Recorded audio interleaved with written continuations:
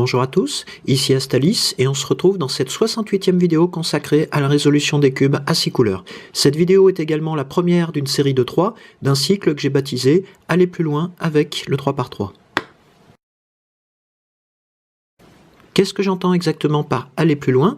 Je ne suis pas un speedcuber, mais j'avoue que certains aspects de la méthode CIFOP, que je vais décrire par la suite, m'ont intéressé et m'ont permis de voir qu'avec un minimum de mémorisation, on peut se servir de quelques-uns de ces éléments pour aller un petit peu plus vite dans la résolution du 3×3, et ceci pour chacun des étages du cube. Cette première vidéo du cycle « Aller plus loin avec le 3×3 » est une introduction où je vous décrirai dans les grandes lignes la méthode que je vais suivre, et je vais également décrire dans cette vidéo comment construire plus efficacement la croix inférieure du cube, qui est, comme vous le savez sans doute, la première étape de la résolution d'un cube 3×3 standard. Un peu plus tôt dans cette vidéo, j'ai parlé de la méthode dite CIFOP, et dans l'appellation CIFOP, on trouve d'abord la lettre C, qui signifie cross, autrement dit qui se rapporte à la croix inférieure, qui est, comme je l'ai dit, la première étape de la résolution d'un cube 3×3. On trouve ensuite la lettre F, qui se rapporte à une méthode dite F2L, qui peut se traduire en anglais par First Two Layers, autrement dit, les deux premières couches. C'est une méthode qui explique comment résoudre plus efficacement les deux premiers étages du cube, c'est-à-dire la rangée inférieure et la rangée équatoriale. On va voir qu'on peut les résoudre simultanément. On passe ensuite à la lettre O, qui fait référence à une méthode dite OLL, ce qui veut dire Orientation of the Last Layer, orientation de la dernière rangée, et qui consiste à orienter l'ensemble des pièces de la dernière rangée pour avoir un ensemble de facettes jaunes sur le sommet. C'est ce que j'ai appelé la méthode de la face dans une autre vidéo. On termine par la lettre P, qui fait référence à la méthode PLL, Permutation of the Last Layer, permutation de la dernière rangée, ce qui signifie qu'une fois que l'ensemble des pièces de la dernière rangée ont une orientation correcte, on va les permuter entre elles pour terminer la résolution du cube.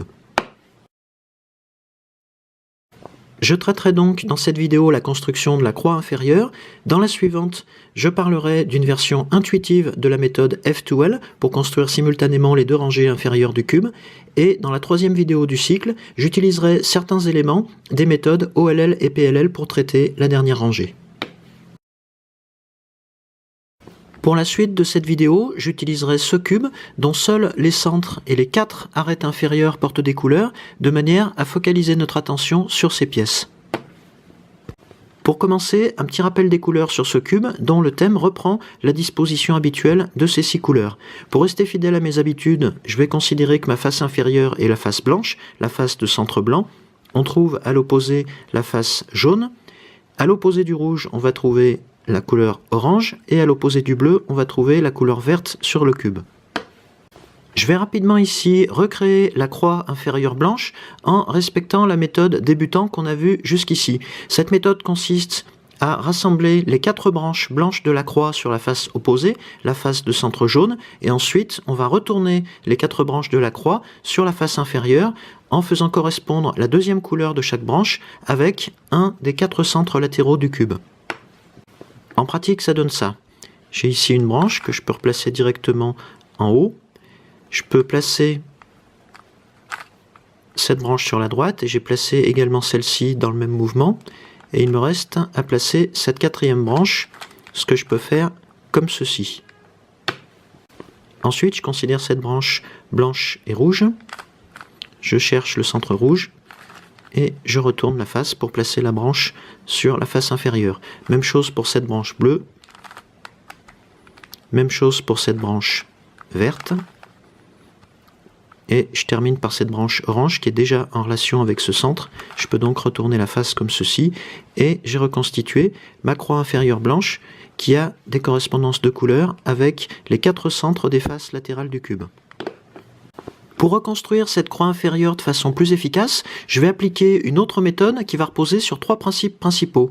D'abord, on ne va pas créer dans un premier temps la croix sur la face supérieure pour ensuite la retourner sur la face inférieure. On va le faire directement sur cette face inférieure. Ensuite, on ne va pas considérer physiquement les centres des 4 faces latérales, mais on va garder en tête le thème de couleur standard d'un cube et on va s'aider du principe, ce que j'appellerais du feu rouge, que je vais expliquer maintenant. Si je tiens le cube comme ceci avec la face blanche vers le bas et que je commence par regarder la face rouge, je trouve dans l'ordre, si je regarde la face immédiatement à droite, le rouge, puis le vert, puis l'orange, soit exactement les trois couleurs par lesquelles passe un feu de signalisation si on commence par le rouge. J'ai donc le rouge, puis le vert, puis l'orange, et la quatrième couleur est le bleu, et on sait que le bleu se trouve à l'opposé du vert sur un cube standard. J'ai ici remélangé mon cube et je vais appliquer cette nouvelle méthode avec les principes que je viens de décrire. Ici, j'ai la branche blanche et rouge que je vais retourner sans prendre en compte ce centre. J'ai le rouge, je dois ensuite avoir le vert. Je vois que cette arête est ici, je la place. Je dois ensuite avoir l'arête blanche et orange. Je vois qu'elle est ici. Alors, je vais tourner ma croix dans un premier temps comme ça. Et je peux descendre mon arête blanche et orange. J'ai bien la succession rouge, vert, orange. Et il ne me manque plus que mon arête blanche et bleue. Je vois qu'elle est là. Je peux la placer en deux fois, comme ceci. Je fais tourner ma croix et je la place. Pour l'instant, la deuxième couleur de chacune de mes branches n'est pas en relation avec un centre d'une face latérale du cube, mais il me suffit de tourner ma rangée inférieure et je retrouve toutes ces correspondances de couleurs sur chacune des quatre faces. Je vous montre ici un deuxième exemple. J'ai déjà ma branche blanche et rouge placée. Après le rouge, je sais que je trouve le vert, donc je peux le placer comme ceci. Je cherche ensuite l'orange, qui est ici, donc je peux le mettre en place comme ceci. Et il me reste le bleu, qui est ici. Je peux le mettre en place en deux fois. Et je peux ensuite tourner ma rangée inférieure pour retrouver mes correspondances de couleurs avec les quatre centres latéraux.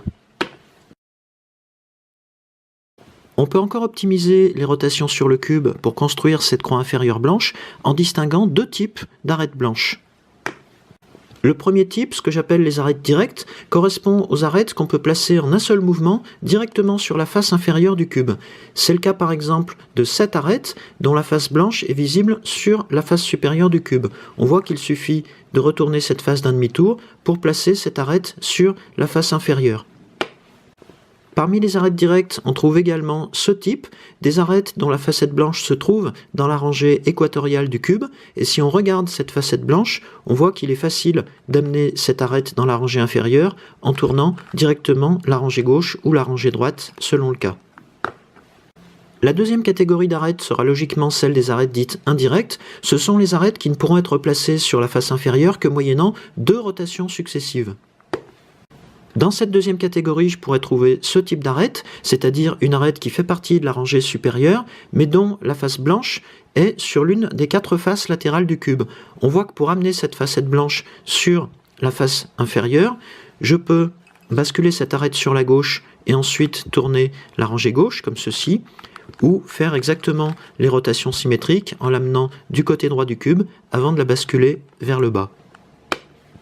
Je me retrouverai exactement dans la même situation si je trouve une arête blanche dans la rangée inférieure du cube, mais dont la facette blanche est placée sur l'une des faces latérales du cube. Ici, si je veux que cette facette blanche se retrouve sur la face inférieure, je dois dans un premier temps basculer mon arête vers la gauche pour lui faire prendre la place d'une arête équatoriale, et ensuite je peux la basculer vers le bas. Je pourrais faire exactement la même chose du côté droit du cube. Si je reprends mon cube mélangé, je vais placer en priorité les arêtes directes de ce type, c'est-à-dire celles dont la facette blanche est sur la face supérieure du cube. Ici, je n'ai aucune branche en place dans ma croix inférieure, donc je peux placer sans réfléchir cette première branche, blanche et orange. Ici, je vois que j'ai une arête directe sur cette face et une arête indirecte sur cette face. Cette arête directe est placée du côté droit du cube.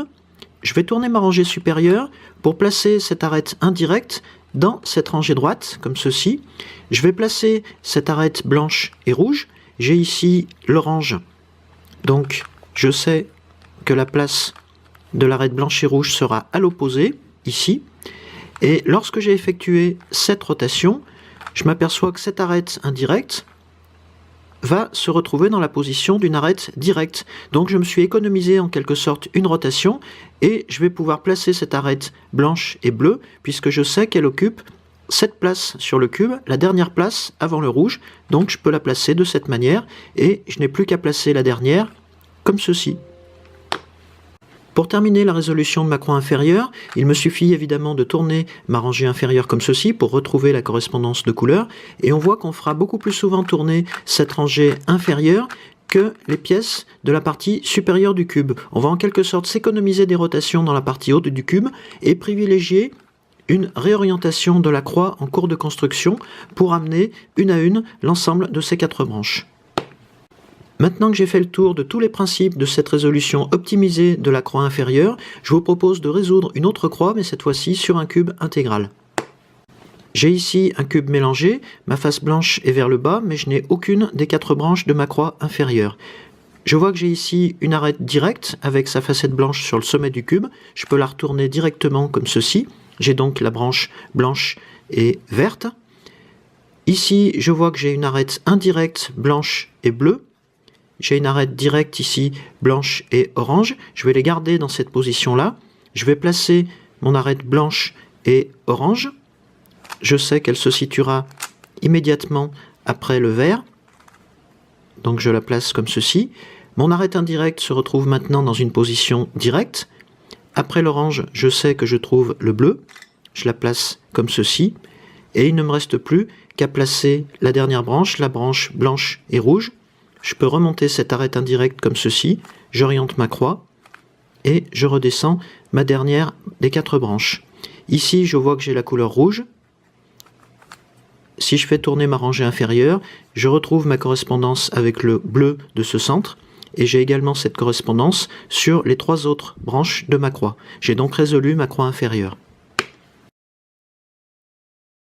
Maintenant que vous savez résoudre de façon plus efficace la croix inférieure de votre 3×3, je vous propose dans la vidéo suivante de passer à l'étape d'après, c'est-à-dire la résolution des 2 rangées inférieures de votre cube, grâce à la méthode dite F2L intuitive que je vous détaillerai. A tout de suite.